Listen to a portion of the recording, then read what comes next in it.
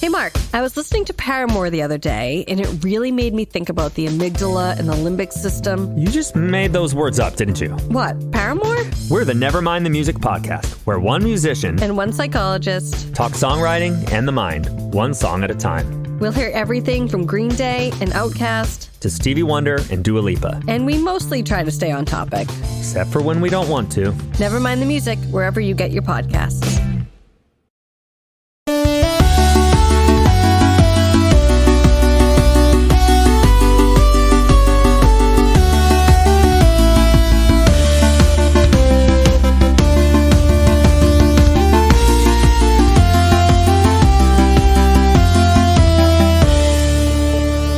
Welcome to Silmarillion Stories, we're the Lorehounds, your guides to Tolkien's world of Middle-earth. I am John, and this is our podcast for Of Beren and Luthien Part 2, the 22nd portion of the Silmarillion. In this episode, we are going to be discussing the greatest dog of all time, the humbling of Thingol, and the death and return of Beren. If you want to get in on the Tolkien talk, send an email to lotr@thelorehounds.com or head over to our Discord, which you can find in the link tree in the show notes. In that link tree, you can also find links to Supercast and Patreon, where you can support the team here and get bonus content like Second Breakfast and 11Zs. Okay, with me again is Lea AKA SilmariLeane. Lea, how are you? Welcome back. Thank you for having me again. I'm excited to be here and to finish talking about this amazing story. Well, I'm excited to have you here. Can you remind people, we talked about your Tolkien background on our last episode on Beren and Luthien Part 1, and if you haven't listened to that, I don't know why you're here, because this is the second half of the chapter. But do you want to just tell people where they can find you on social media and whatnot? Yeah, I am Silmarillion on virtually everything, TikTok, Threads. I've just joined Blue Sky. Oh, and the Voices of Arda YouTube channel, where there's a group of different Tolkien creators together as one YouTube channel. So that's Voices of Arda. I'm Nice. part of that as well. And that's New Better Do Better too, right? There's New Better Do Better, Kali Cosplay, Kaya K, Airplane Facts with Max. There's a few of us, so yeah. Good stuff. Very I'm nice. on Instagram as Silmarillion as well. Yeah. Okay, great. And one day I'll recruit the rest of the Voices of Arda to cover a chapter. Yeah, definitely. We'll see what happens. We'll see. But we already got New Better Do Better, so I'm partway there. I'm going one by one. Got him to do his nerdy map chapter. It's funny. Somebody just commented on the other day. They were like, "I was surprised as New Better Do Better that of Beren and his realms is such a nope out chapter for a lot of people." And I was like, I don't know. Everybody I talk to is like, that's the chapter where if you get past that one, you're okay. Yeah, I think first time round it is difficult. But like when when you're rereading, it becomes more interesting to you as you understand how the geography actually does affect the story and stuff. Right. Even rereading something like this one today, I'm like, oh, I forgot that this elf was part of this entourage and things like that. So. Yeah, right? It's like how many times I've read this story over the years, and yet I read it again. Like I reread the end again the other day for this, and the stuff that I didn't remember, again, every time you pick up on new stuff, it's amazing. Right. Well, we are not here to talk about ye olde Beren and its realms today. Today, we're talking about the hallmark story of the Silmarillion, probably the one best known by everybody. And that is Of Beren and Luthien Part 2. We covered the first half of the chapter last month. And to recap, we met Beren and Luthien. Beren took on a quest to get a Silmaril so that he could impress his would-be father-in-law Thingol and then get the hand of Luthien. And so far, things aren't going that well. And they had a big battle with Sauron and his werewolves. And then Finrod, brother of Galadriel, he died in the process, and we just left the dying Finrod, and we are going to resume here. Yeah, so we just had Finrod walks with Finarfin, his father, beneath the trees in Eldamar. Always gets me that line. Yeah. Well, at least he's with his father. He's with his love. He never married in Middle Earth because he go to Amarie. Mm-hmm. So hopefully, he's not having a bad time. I think he's probably having a better time than most. That's true. He's probably having a better time than the Noldor left in Middle Earth. That's for sure. Yeah. So let me just read this first plot point so we can get into our discussion. Luthien heals Beren, and they return to Doriath with Huan. Beren leaves to return to Angband and seek the Silmaril once again. However, Luthien hears Beren's song, I believe it was the Song of Parting, and rides to him on Huan. They disguise themselves and reach the gates of Angband. Yeah, so they get back to Doriath, and Beren does that thing again of being like, oh no, she's the woman, she has to stay at home and be safe. And he sneaks off. He sneaks off while she's asleep to go and carry on his quest. Meanwhile, she's the one with powers. Yeah, like she's just saved him. He would definitely be dead if it wasn't for her. She's just saved him and brought down Sauron. But now it's like, no, she's got to stay here and be safe. It's really ridiculous, but it does fit with Tolkien's worldview, I think, of that time, right? Is that only the truly exceptional women get to be put on an equal footing with men. Yeah. But at least we do get the subversion of the trope. It's like, instead of the woman in the tower needing the knight in shining armor to come rescue her, we got the subversion of it here, that Beren had his lady come and rescue him. Right. Yeah, it's interesting to see Tolkien sort of fall into the traps of his times, but also kind of move past them a little bit. He was a little prescient in that way, I think. Yeah, definitely. There are definitely times where he was ahead of his time, it feels. And yeah, Luthien being the one who keeps saving Beren, I think definitely like encapsulates that. There's also a lot of disguises in this chapter, I noticed. There is a lot of disguises.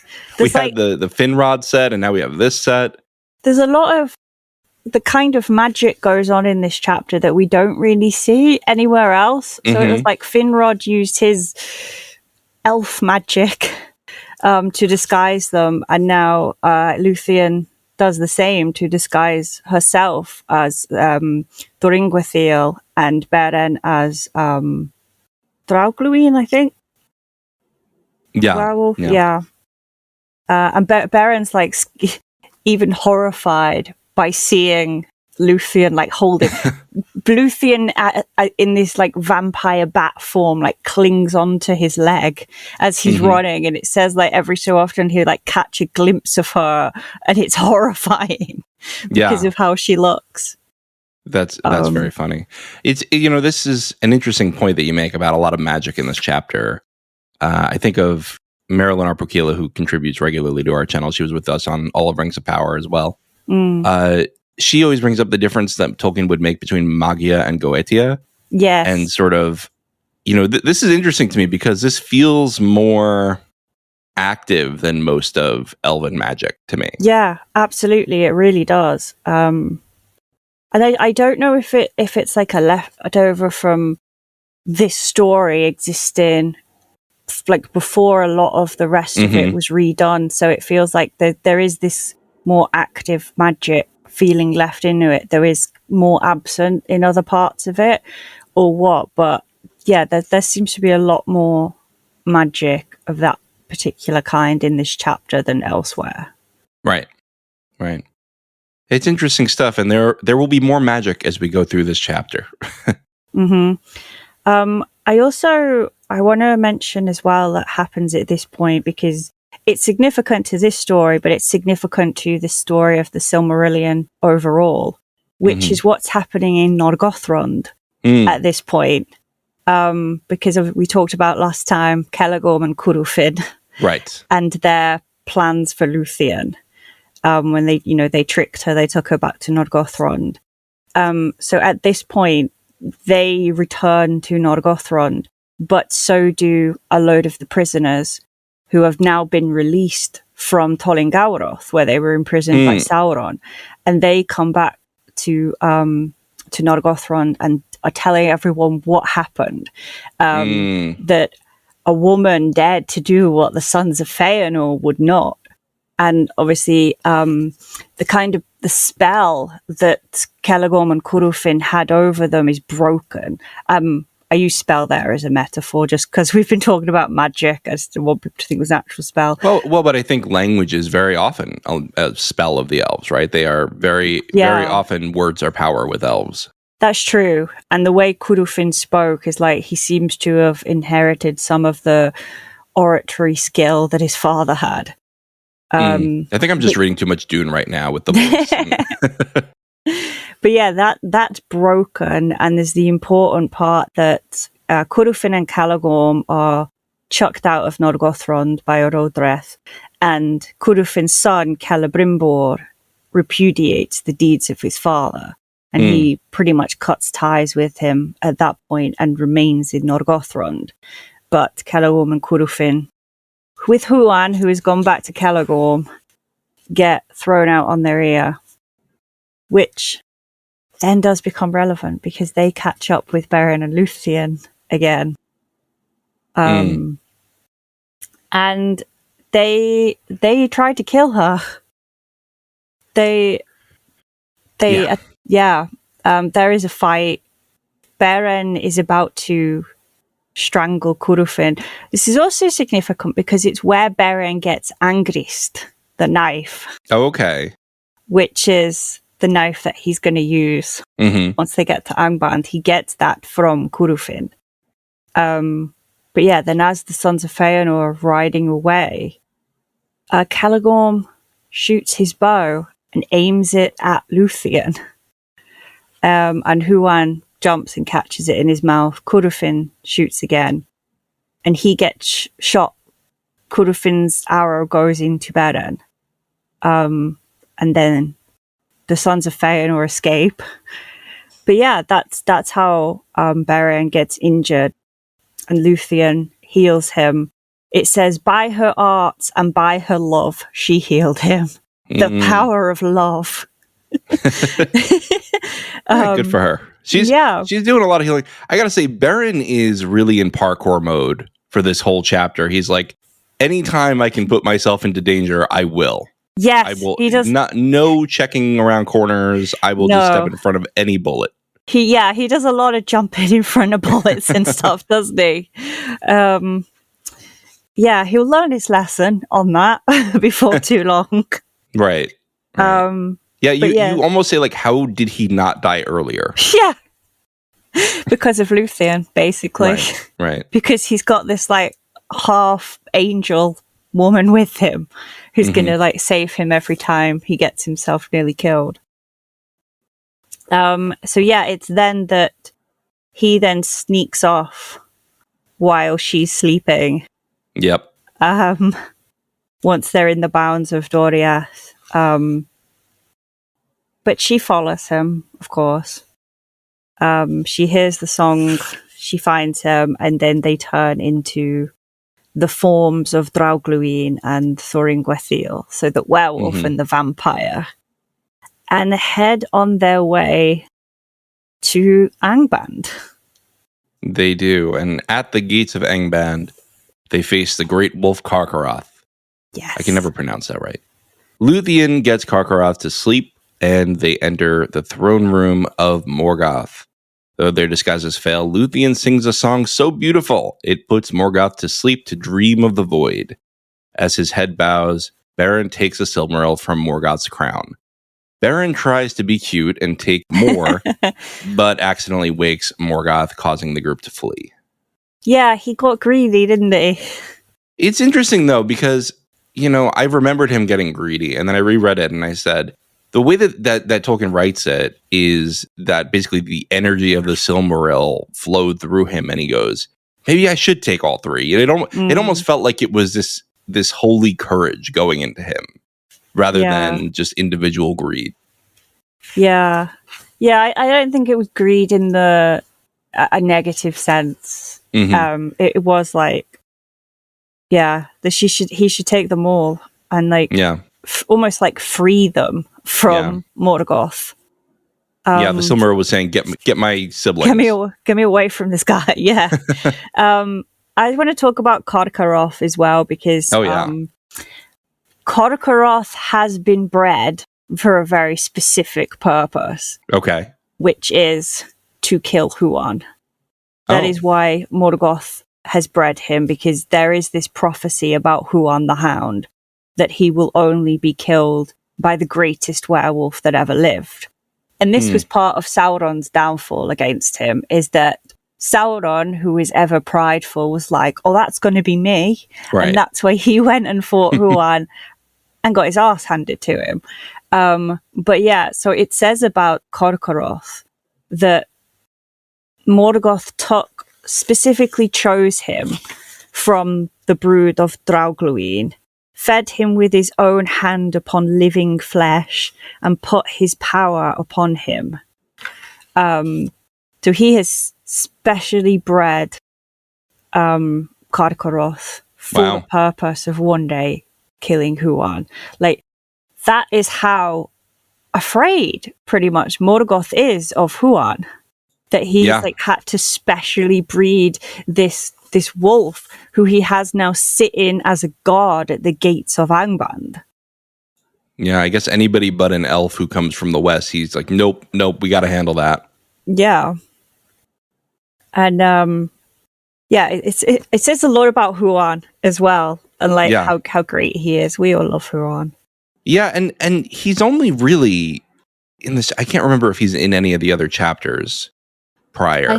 I think maybe he's mentioned I'm trying to remember briefly. if he is mentioned. But like, he would actually have been there this whole time, like all through. He'd have been by Celagorm's side, like during the kinslaying of Alqualonde and the burning of the ships and everything. He'd have been there through all that. Which, it's weird to think about him actually being present when them things happen, and you're like, did he participate? Right. In the kinslaying? Yeah, like, that's a good question. If he's, I like to think he would have stepped aside and been like, I don't approve of this. Yeah, you're still my master, so I will stand by your side. Yeah, it's best not to think too much about that. We don't want to think about Huan doing bad things. Right. But yeah, so they come to the gates of Angband and they are greeted by the wolf, Karkaroth. And then Luthien does her thing again. And she puts him to sleep, right? Although she doesn't do it with song this time, right? She basically just commands him to sleep, which is interesting to me. Here it is. Lifting up her hands, she commanded him to sleep, saying, O woe-begotten spirit, fall now into dark oblivion and forget for a while the dreadful doom of life. And I was actually talking about this with someone literally just yesterday, is that actually kind of feeling bad for Korkoroth. Because he's had no choice but to become what he's become. He has been groomed by Morgoth to become this horrible monster. And the way Luthien says that then, it's like she knows that too. And she feels bad for him. And that's why she says, like, oh, woe-begotten spirit. Like, go to sleep and forget about your awful life for a while. Which again shows, like, Luthien's insight into, this kind of thing. Yeah, and continues the pattern of the greatest heroes in Tolkien's work are always moved by pity. Yeah, right? absolutely. That's often what saves the day, is the pity of the protagonists. Yeah, definitely. And having that, like, compassion even in for creatures that, a lot of people would just very dismiss having any, like, idea of compassion or thought for them. But there is, even Luthien is feeling that. Right.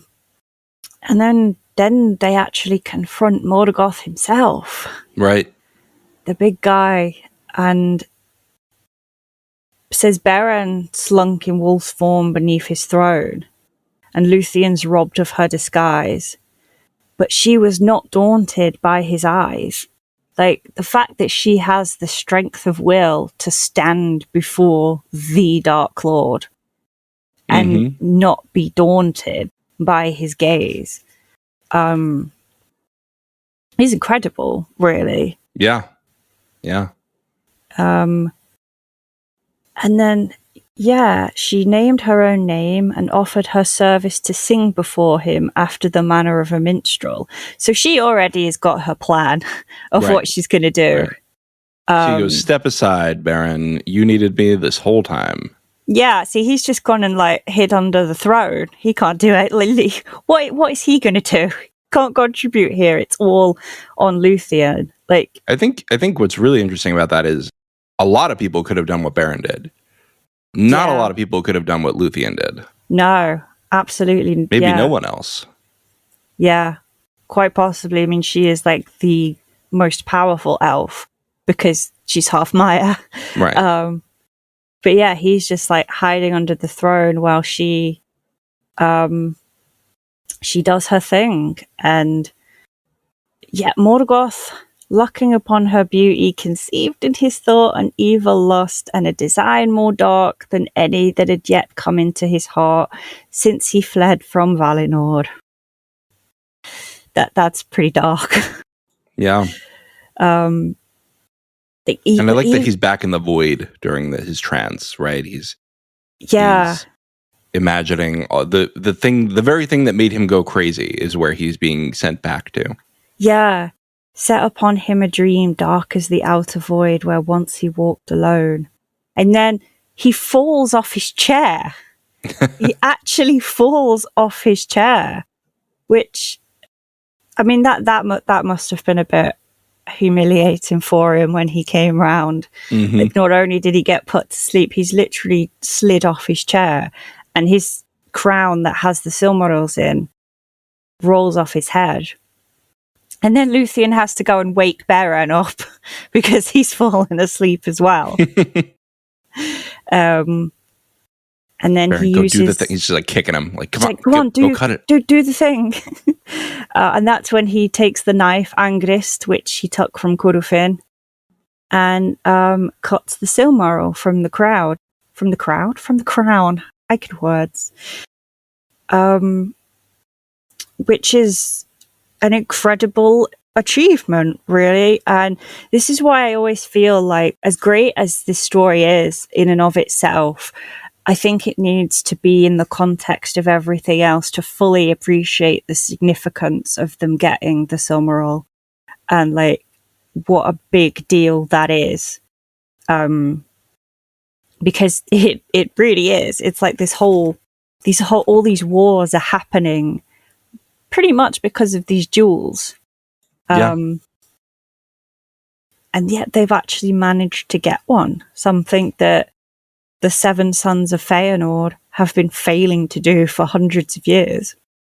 Yeah, and even we're post-fall of Fingolfin now, aren't we? So even Fingolfin couldn't defeat Morgoth. Couldn't defeat Morgoth enough to do this. I know Morgoth's not fully defeated here, but it's a big blow. It's a big blow, more than anyone else could have done.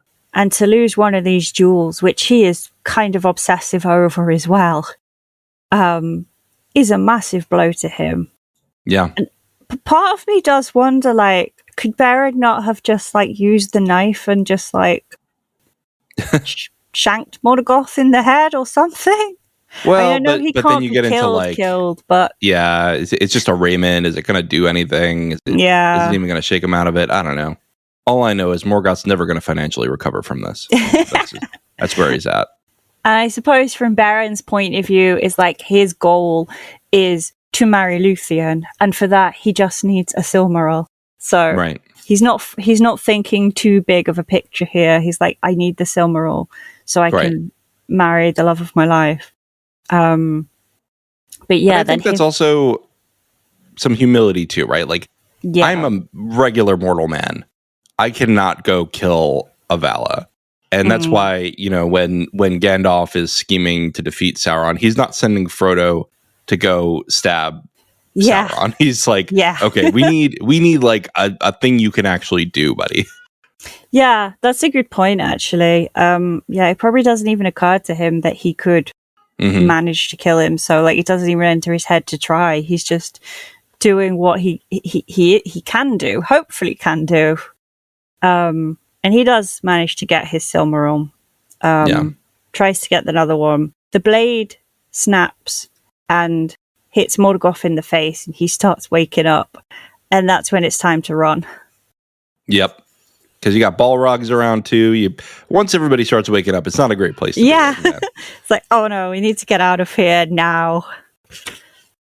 And they do manage to run, but like, it actually isn't looking well for them until a familiar old friend who comes and saves the day quite often, shows up. He's putting in the work. On the way out, Karkaroth bites off the right hand of Beren and leaves him poisoned. Karkaroth is enraged with pain as the Silmaril burns his insides.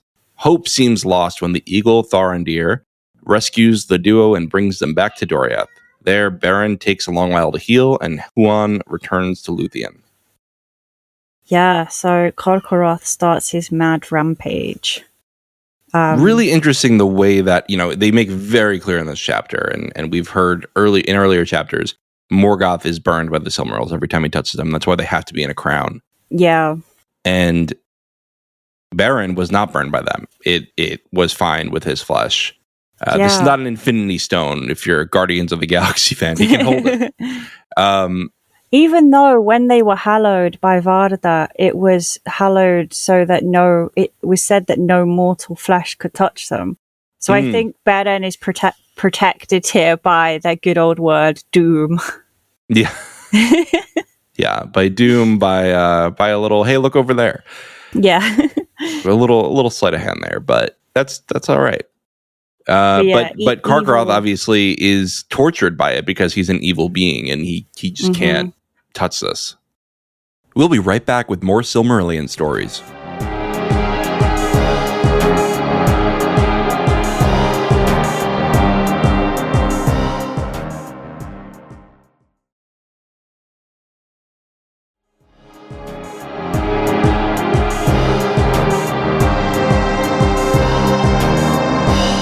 And then we see Morgoth's anger is shown as well by the fact that like the ground itself seems to come alive. It says, as they're being flown away by the eagles, below them suddenly thunder rolled, lightnings leaped upwards, and the mountains quaked. Fire and smoke belched forth from Thangorodrim, and flaming bolts were hurled far abroad, falling ruinous upon the lands.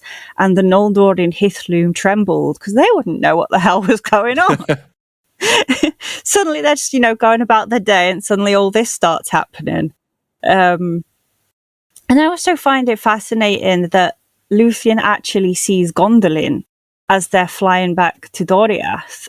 They fly over Gondolin, but she's understandably is focused all on Beren and how very, very unwell he is at this point, that she doesn't even pay attention to Gondolin because she's worried about Beren. But yeah, the eagles come to the rescue again. Yeah, I mean, can I just say they had zero escape plan. They had nothing. They really had Thorndir not come, they weren't getting away with that Silmaril. No, they were dead. It's pretty clear about that in the text because it's another part of this whole escapade that they didn't really think through. It's almost like part of them thought they probably weren't going to get this far anyway. Right. But it's just like, I feel like Manway's on Tanaquedo saying, okay, these people these dummies have put no thought into this. I'm going to go send Thorndir and make sure they get out okay. Yeah. Yeah, he steps in. He did that for Fingon to rescue Maedhros, and he does it for Beren and Luthien. Just Thorndir's like, what am I, a taxi service? This is ridiculous at this point. Oh, dear. But yeah, so they do make it back to Doriath. And Luthien is happy to just keep wandering in the wilds and stay with Beren. And it's Beren who thinks like she's too good for that life of just wandering around in the wilds. It says, it seemed to him unfit that one so royal and fair as Luthien should live always in the woods, as the rude hunters among men. Whereas it says Luthien indeed was willing to wander in the wild without returning. She was quite happy. But Beren thought, she's above that. She needs better for that. So they head to see Thingol. And then everybody's favourite minstrel Daeron. the best thing in Rings of Power was when Círdan called Daeron insufferable. I know. I was laughing really hard at that, and I brought that up in our coverage because I thought it was so funny. Like it was a really good pull. That was I think where they sold me on the humor for the season. Yeah, it was so good. I mean, it was like I was first because that whole scene. First, you had him shaving with a seashell, which was just like. Then he name drops Rúmil, and I was excited about that. But then the Daeron one was just perfect. Yeah, perfect. Because Daeron, he betrayed Luthien twice. He's very much like the original. Oh, she put me in the friend zone, sort of man. The original incel. Yeah, and now because she comes back with Beren, Daeron leaves and is never seen again because he can't handle that she's happy with someone else. So it's like, see ya, don't let the door hit you on the way out. Careful, you'll get a cameo in season 3 of Rings of Power, Daeron. Yeah. It turns out he escaped to the east. He was in Ruin the whole time. Yeah. Oh my god. But of course, Beren can't stay in the wild forever because he has to deliver the sickest line that Tolkien ever wrote. I mean, I always say, like, Tolkien puts this in every single version. There's so many changes between the different versions of this tale. But he always puts in the line, even now a Silmaril is in my hand. And you know that when our good old JRR, when he wrote that line down, he went, nailed it. Like, I got him with that one. But it's like, this is the second time that Beren is really sassy to Thingol. It's like we talked about in the previous one when he says cheaply to elven kings sell their daughters. Yeah. When Thingol basically puts a Silmaril as a bride price. And now there's this one. It's also the fact that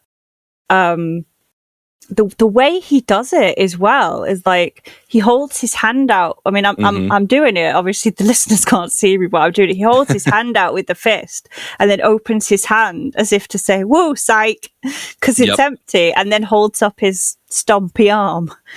Yep. It's just like, mate. But this whole display kind of woos Thingol in a weird way. It does, because you'd think he'd be like angry at that, but it completely goes the other way. And this is what it literally says: Thingol's mood was softened. So maybe he had a sense of humor after all. I think what happened was Melian was telling him the whole time, like, this is about fate, this is about doom, this is about, something bigger than you and me, this is about bigger than your feelings. And Thingol waited for this moment to say, no, it's my idea. I actually like Beren, and so don't worry. Yeah, so he wants to take the credit for it all now. It's like, oh, it all worked out. Yeah, it was totally my idea. See, Melian, I told you he was a good guy. But yeah, and then I think right then and there, they actually get married. Therefore, at the last, he yielded his will, and Beren took the hand of Luthien before the throne of her father.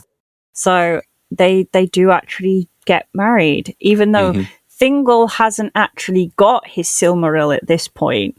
He has softened enough to Beren for whatever reason, whether it's like cynical and he wants to take the credit, or he actually has softened a bit. Because from this point on, his view towards humans is very different, to the point that like he even like raises Túrin as like a foster son. And welcomes Morwen and Nienor in. So he does seem to change his mind about humans in general because of Beren. Yeah, that's true. That's true. I haven't thought of it that way. But Korkoroth is still out there on his mad pained rampage. We've got a hunting party together. Yeah. I mean, this isn't even Korkoroth's fault at this point. He's not doing this on purpose. He's being driven insane by the agony of the Silmaril burning him. But yeah, he is destroying the country. So they get the boys together, the hunting party together. So we've got Thingol and Beren, Huan, Mablung, and Beleg. So it's like all the top hitters. I totally forgot Beleg was in this story at all. Yeah. And Beleg is so significant in Of Turin Turambar. Yeah. And I totally forgot he was in this.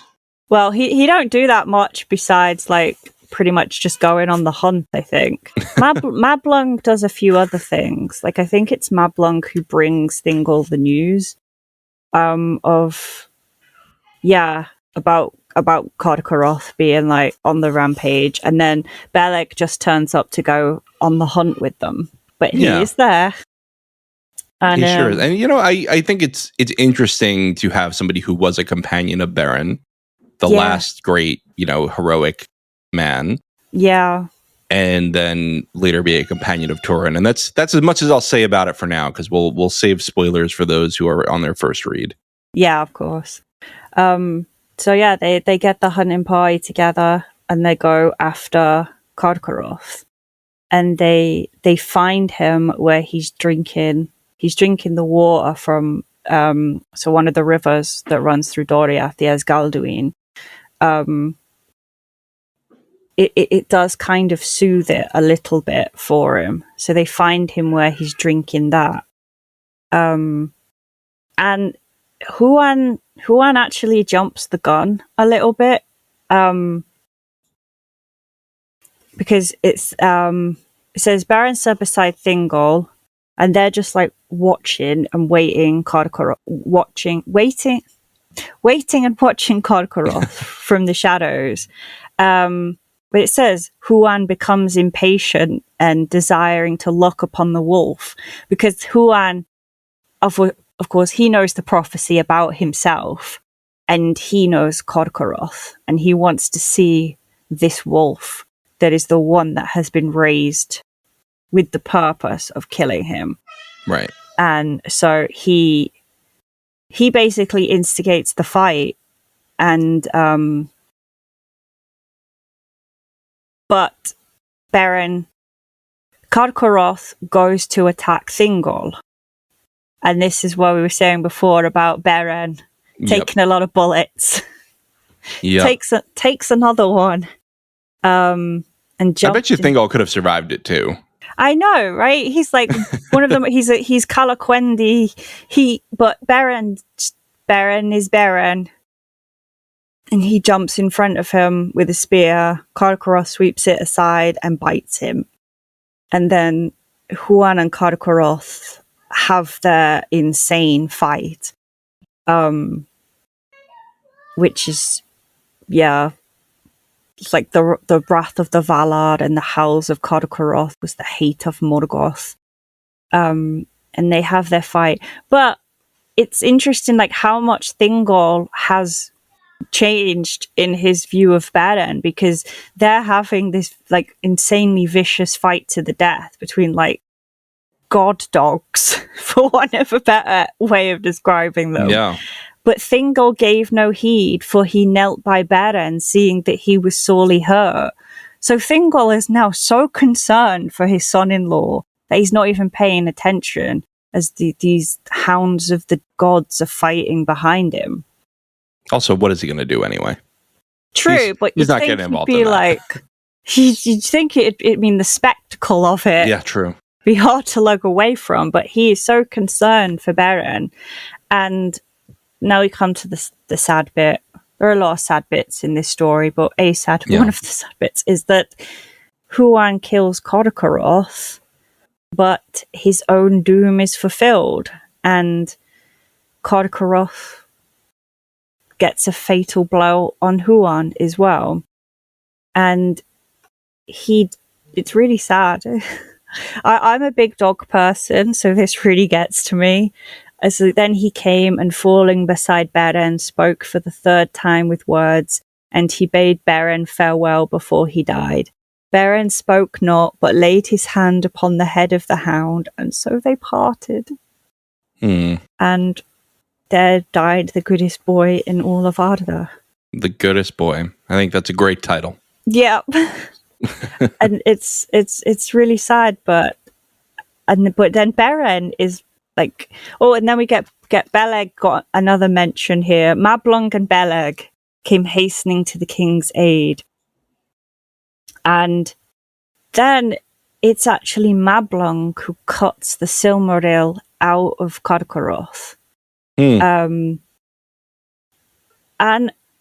I think it's interesting that it says that quickly and in fear, Mablung took it and set it in Beren's hand. Like, he doesn't seem to particularly want to be handling the Silmaril. I didn't catch that. I thought it was more of fear that Beren would never get it. But I think you might be reading it right. I don't know. Maybe Mablung doesn't go want it. Anyway, actually. Maybe he fears being judged by it, essentially. Maybe, yeah. He's just like, oh, this has caused a lot of trouble. I don't want to get drawn into it. I suppose it's because, as well as like the whole Doom of Mandos thing is centered around the Silmarils and the oath of the Feanorian oath and everything. And he's worried that if he touches it for too long, then the Sons of Feanor might come after him or something. Or, he'll get drawn into the Doom of Mandos. You can hear the Oath of Feanor play in the background. Whomsoever. There's no exceptions. Foe or friend. And Mablung's like, quick, catch this. I don't want it. Hot potato. But part of the oath is actually, whoso hideth or hoardeth or in hand taketh, finding keepeth or afar casteth. So even Mablung getting rid of it actually does bring him into the oath. So I don't blame him for being quick and in fear about touching it. What Corofin doesn't know won't hurt him. And yeah, he finally has the Silmaril, and he says to Thingol, "Now is the quest achieved? Like, here you go, I got it for you." And he spoke Your no dad. more. Yeah, and then they carry him back to Menegroth, and this is where it gets really sad. They carry Beren back to Menegroth, and Luthien meets them there, and it says, there she set her arms about Beren and kissed him, bidding him await her beyond the western sea. And he looked upon her eyes ere the spirit left him, but the starlight was quenched, and darkness had fallen even upon Luthien to Nuviel. And yeah, because he dies. She tells him to wait for her in the halls of Mandos, and he dies. And then she dies as well from the grief of it. The spirit of Luthien fell down into darkness, and at the last it fled, and her body lay like a flower that is suddenly cut off and lies for a while unwithered on the grass. And then the really big change happens in Thingol, because he sees his daughter die. And it says, then a winter, as it were the hoar age of mortal men, fell upon Thingol. Actually witnessing his daughter die ages him. Like, it physically ages him and turns him grey like old humans. Wow. Like, that's how much it hurts him. And then she goes to the halls of Mandos. And then this whole bit is so beautifully written. Luthien came to the halls of Mandos, where are the appointed places of the Eldalia, beyond the mansions of the west upon the confines of the world. There those that wait sit in the shadow of their thought, but her beauty was more than their beauty, and her sorrow deeper than their sorrows, and she knelt before Mandos and sang to him. And for the first and only time ever, Mandos is actually moved to pity by the sorrow of Luthien. But then they have the problem, because they can't change the fate of men, the gift of men. So they got to call a supervisor. That's the next step. Yeah, because within Tolkien, death, as in the death of mortals that leave the world, is a gift, and they can't take that away from them. So he goes to his supervisor, who is Manwë, who then goes to his boss, who is Ilúvatar. Right. I got to take this all the way to the CEO. I mean, yeah, like this is above my pay grade. And then Luthien is given a choice to either be re-embodied as any elf would be and go and live in the Undying Lands as an elf for the rest of the world, forgetting all griefs from her life that her life had known, or because Beren can't do that, they can't change his fate. It was not permitted to the Valar to withhold death from him, which is the gift of Ilúvatar to men. But the other choice was this, that she might return to Middle-earth and take with her Beren, there to dwell again, but without certitude of life or joy. Then she would become mortal and subject to a second death, even as he, and ere long she would leave the world forever, and her beauty become only a memory in song. So basically, your choice is, you can go back to eternal life, but Beren can't, or you can both go back to Middle-earth for a very brief time compared to what she's used to. Like, she's over 3,000 years old at this point. Right. And I think they have about another 30 years before they both, because that's what she chooses. Obviously, at this point, after all they've been through, she's made it clear that whatever path he treads, she's going to go with him. And Right. this is no exception. So that is her choice. Which is pretty crazy. I mean, it's a guy she just met, basically, right? Yeah. And everyone she's ever known for 3,000 years, she can't ever see again. But this one guy, she's like, this is what's happening. Yeah. Her father, her mother, literally everyone she's ever met. Because I think everyone she's ever met at this point, it's only ever elves. So she's never met humans before. And she falls in love with the first one she meets. But yeah, it makes me kind of understand why Elrond had kind of kept Arwen hidden away from mortals for so long. Yeah. Galadriel was too careless, and they met, and then it was a whole thing. Yep. Yeah, although Galadriel even kind of helped Aragorn. She nudged it, yeah. Yeah, she helped. She's like, but go put on a suit. Yeah, she dresses him all in this fancy white outfit and cleans him up. But that's interesting as well, because Galadriel was in Doriath when this happened.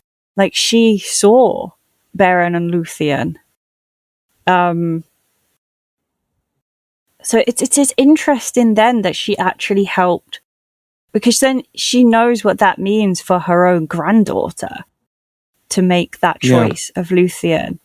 Perhaps with her sort of foresight, she saw, like, this is going to be the next great union, maybe the last great union, the one that brings the bloodlines of all them together. Because in their union, it reunited the bloodlines of all the houses of the Edain and all three houses of the elves back together in one. So yeah, that could be part of it, but it still must have been difficult for her. Yeah. I always feel like the elves as a species collectively never really recovered from losing Luthien, because even elves who were born centuries, millennia after she died, still talk about her with this reverence and this like sense of mourning, like, because no elf had ever been lost to them like that before. And yeah, it's like it's left a permanent scar on the entire race of elves. Like, that's just, this wound that's so deep is that one of them was lost forever, like beyond the world.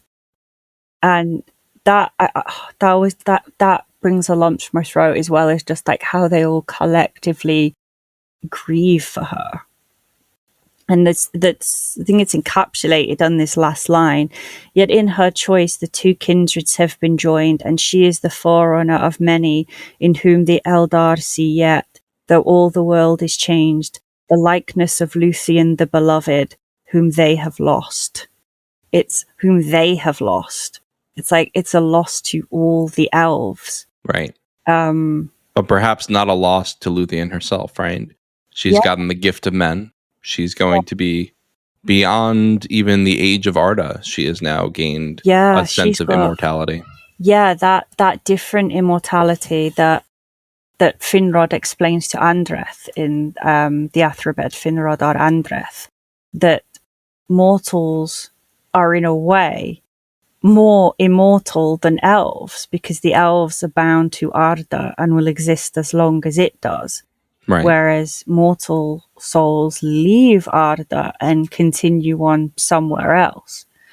But this whole story is always like, and I ask people this sometimes, do you think Beren and Luthien has a happy ending, or do you think it's a tragedy? Because I think it's a happy ending for Beren and Luthien. I think it's a sad ending for everybody else. Yeah, but even then, it's like you said, for Luthien, she is still being separated from forever from her mother and her father and the rest of her family. I mean, perhaps Tolkien is thinking in a very Catholic terms of she's smiling down on them now. She can see them from the afterlife, you know? Yeah, but I think the word I use for it mostly is bittersweet, because I think it has elements of both the happy ending and the tragedy. Yeah. And I think that becomes really clear with Arwen as well. And she uses the term when she's talking about Luthien, she says, "For mine is the choice of Luthien, both the sweet and the bitter." Like she recognizes herself that it's not all going to be rainbows and smiley faces. You know, it's going to be painful. And I don't know, I think that's just why this story is so affecting, is because it's not fully one or it's not fully the other. Like, the Children of Húrin is very, very much tragedy. But this, like, seems to have a foot in both categories. It's happy ending, but it's tragic at the same time.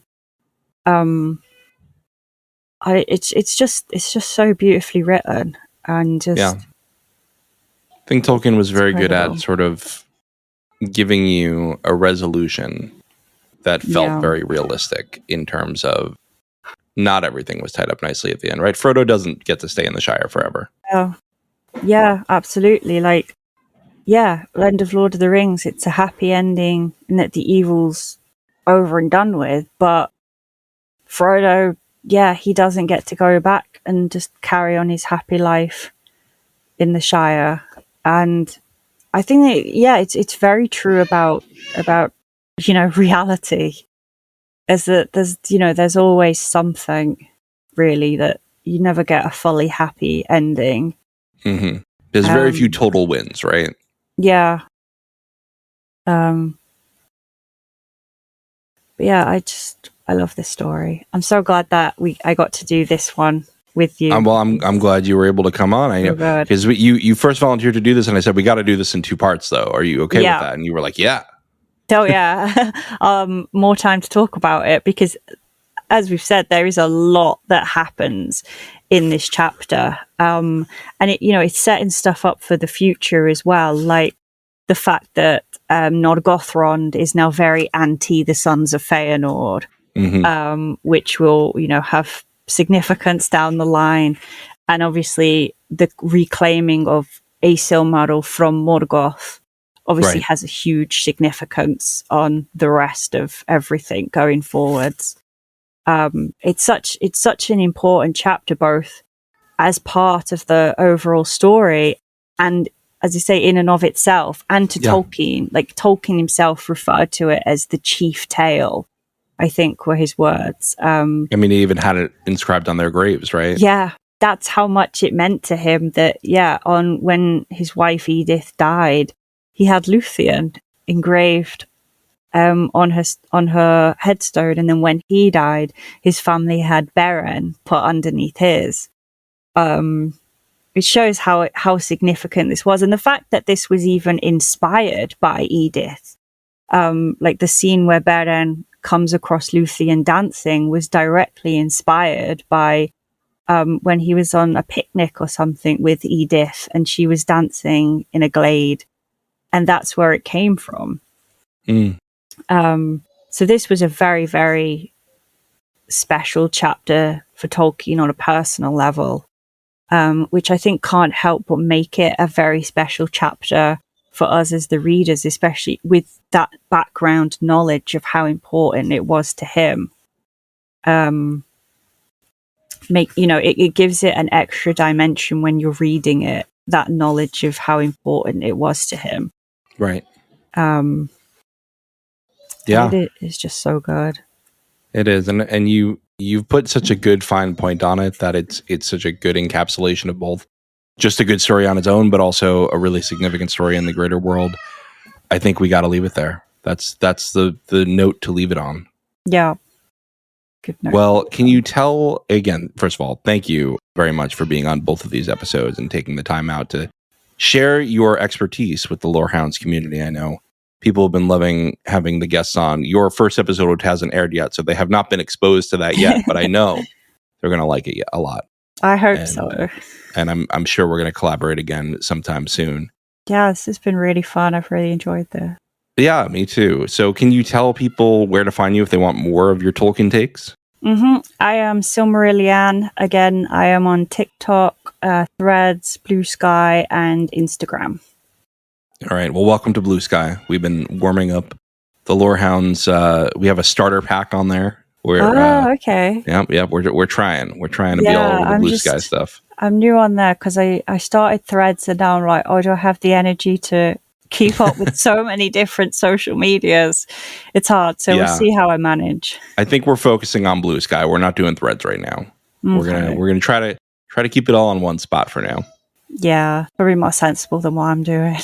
Well, you're probably doing the thing that's better for your business, though. So anyway, thank you again, and we will see you again soon. Thank you. I am so grateful to SilmarilLeane for coming on the podcast, not once, but twice, to break down the complex and beautiful chapter of Beren and Luthien. Make sure you go to Lee's Linktree in the show notes to check out more of her content. For now, I don't know when this is going to come out because I'm recording this well in advance, but check out all our affiliates, Nevermind the Music, Radioactive Ramblings, Woolshift Dust, Properly Howard Movie Review, and the Star Wars Canon Timeline Podcast, and Rings and Rituals. They all have great content coming out all the time, except Rings and Rituals is seasonal, but you'll still get it when it comes out before Rings of Power Season 3. Also, check out everything happening on the Lorehounds. I think maybe by now we'll be covering Andor, but I could be completely wrong. We have plenty of stuff coming out, Andor, The Last of Us, The Wheel of Time, so we never know what might be coming next on the Lorehounds feed. I want to thank our Discord server boosters, Aaron K, Tiller the Thriller, Dork of the Ninjas, Duve71, Athena A, Tina, Lestu, Nancy M, Ghost of Partition, and Radioactive Richard. And our lore masters, Samartian, Michael G, Michelle E, Brian P, SC, Peter OH, Bettina W, Adam S, Nancy M, Duve71, Brian 8063, Frederick H, Sarah L, Gareth C, Matthew M, Sarah M, DJ Miwa, Andra B, Kwang Yu, Deadeye Jedi Bob, Nathan T, Alex V, Sub-Zero, Aaron K, Dally V, Mothership 61, Gnarls, Kathy W, Lestu, Jeffrey B, Elisa U, Neil F, Ben B, Scott F, Stephen N, Julia F, Kali S, Ilmariel, and Adrian. Thank you everyone for your support, and we'll see you next month for another episode on Beren and Luthien. The Lorehounds podcast is produced and published by the Lorehounds. You can send questions and feedback and voicemails at thelorehounds.com/contact. Get early and ad-free access to all Lorehounds podcasts at patreon.com/thelorehounds. Any opinions stated are ours personally and do not reflect the opinion of or belong to any employers or other entities. Thanks for listening. Hey Mark, I was listening to Paramore the other day, and it really made me think about the amygdala and the limbic system. You just made those words up, didn't you? What, Paramore? We're the Nevermind the Music podcast, where one musician And one psychologist talk songwriting and the mind, one song at a time. We'll hear everything from Green Day and Outkast To Stevie Wonder and Dua Lipa. and we mostly try to stay on topic. Except for when we don't want to. Never mind the music, wherever you get your podcasts.